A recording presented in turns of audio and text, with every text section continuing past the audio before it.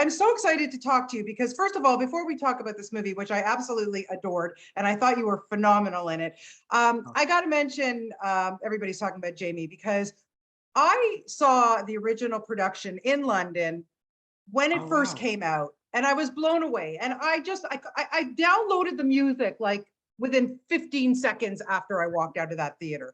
And as I got up, sitting 3 rows in front of me was Sir Ian McKellen, and I go, you know what? I know I'm at something good if he's there too. Then I Yes. found out the movie was coming out, and boy, did you ever do a phenomenal job. So I know that was a long-winded intro, but thank you for doing that because I thought you were phenomenal and you must have had a blast doing it.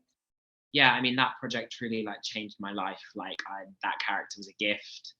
It was a really special way of birthing myself into the industry, and I've always loved movie musicals. So to get to even make one ever was like the dream, and I got to make one and be the lead in it. It was just wild, and I'm wildly grateful for it. And it means that I get to, go on and make more movies and more TV and stuff. So it's just been wild. But yeah, you saw the film. It's full of so much joy, and it's yeah. So yeah.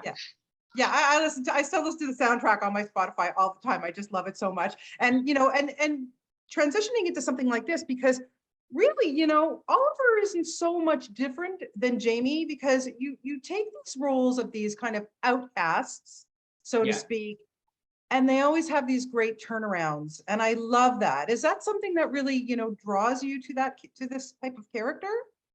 Yeah, I think, okay, yeah, they are in terms of like they start off like the unconventional hero basically. Right.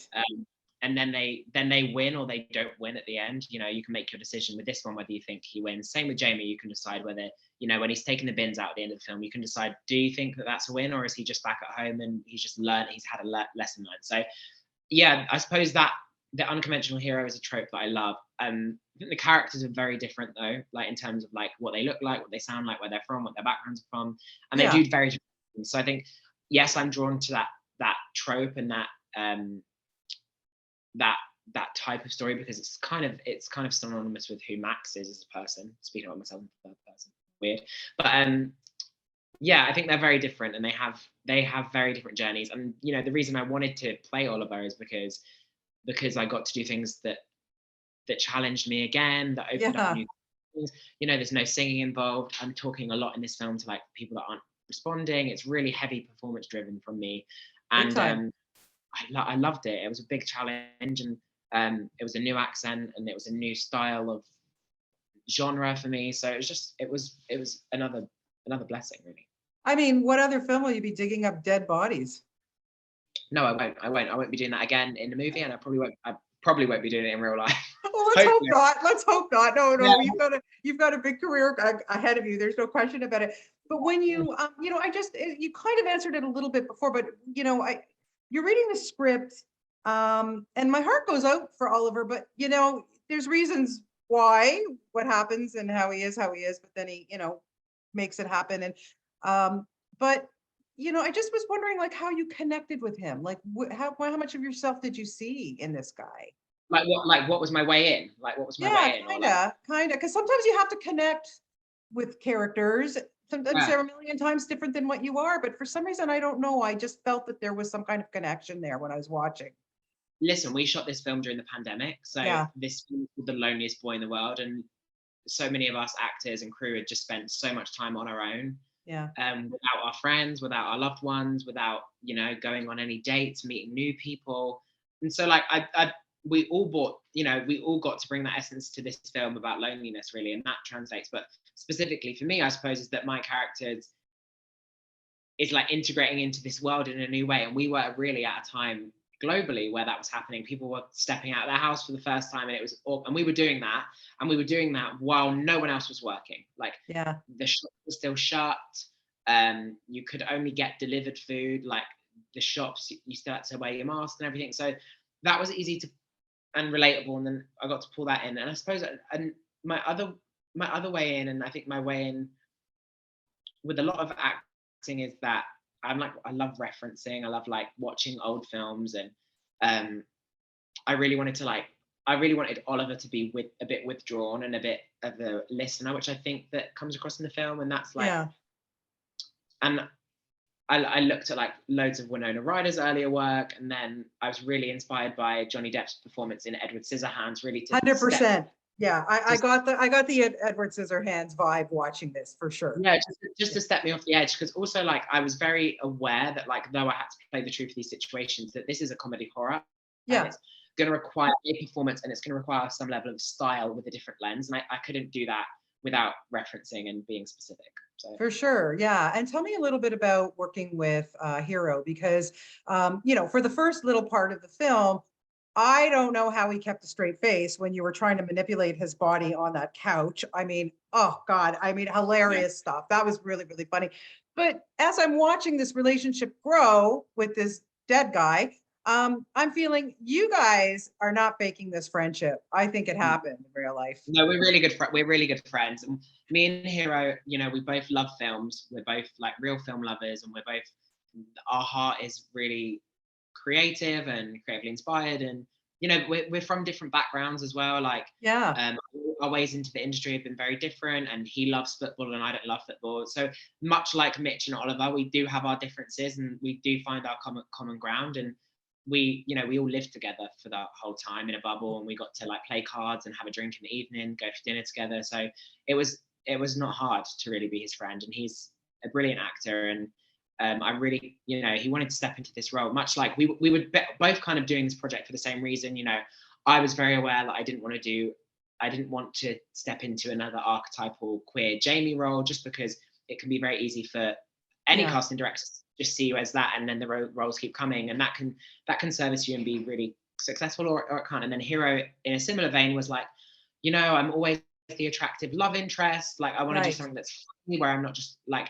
And we were both a bit like, isn't it fun that we can just do different things? And we just definitely just had fun together.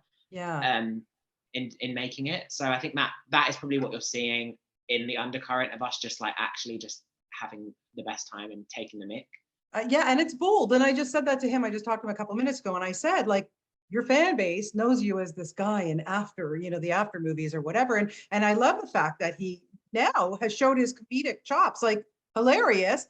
You too, really, like, and you too. And also he was in, you know, The Woman King. So I think it's wonderful that you guys take those bold moves and do something maybe out of your comfort zone, but to show like, I can do something else. And that's bold. That's scary. It's got to be a little scary too. It's like anything, you know, like Jamie was out of my comfort zone, but like, and unless you know me, unless you know Max, and because I've not done any other films, you don't know that it's not in my comfort zone until the next thing comes out. Right. So like, until we're given the opportunity to show you who we are, or to show you not who we are, whether we're that transformative actor or whether we're the actor that's ourselves and everything, you don't really know, because how can you? Because all we're showing you is what we want you to see. No, it's like I said, I thought you just did a tremendous job in this, and I really, really loved it. So are we going to see more musicals from you? Like, you have such a great voice, and I love musicals. So I personally just, you know, selfishly would like you to do more. Yeah, listen, I grew up watching musicals, and if the right musical project came along with the right team and the right script, it would be very difficult for me to pass on the opportunity. That I'm kind of more focused on like the indie space and reading scripts I really love, and that right now. You don't get really that much of that with musicals. It's a bit more studio based and stuff. So listen, we'll see. And I'm writing as well. I've got my own music hopefully coming out at the end of this year, and I'm exploring artist stuff. And I sing on the end of the credits of this film. Yes, I know. Yeah. So that was a really good experience to kind of, you know, use my musical chops to do that as well. So more music to come, and I would love to do another musical. I really want them to remake On the Town. Like, oh yeah, that would be awesome. If they remake On the Town, I want to play Chip. Like, that would be dreams. But yeah, totally. Like, I'm game for anything. I as well as trying new stuff. I know that some things work, and seeing Max in another musical, you know, let me be Hugh Jackman, give me a superhero movie, and give me The Greatest Showman. You know, I can do it all. You totally could. Yeah, I'm going to call Hugh Jackman and tell him to, like, you know, team up with you, because I can see that happening. Yeah, it would be cool. It would be really cool. It would be really cool. Well, listen, Max, thank you. I really want to thank you so much for your time. I'm truly a huge fan of yours and a big supporter, and I know I'm going to be talking to you for many years. You're really good, and this movie just really, I want people to see this because it is just, I said to it, it just left a smile on my face. It's heartwarming, but the dark humor in it, I mean, it's so good. I didn't know. Yeah. I hope you had fun making it because it looked like you did.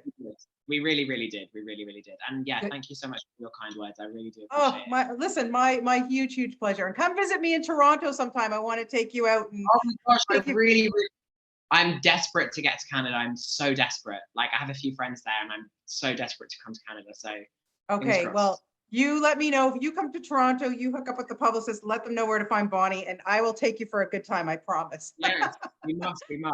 Okay, Max, take care. Thank you for your time and best of luck with the film. Okay, bye-bye. So much. Bye.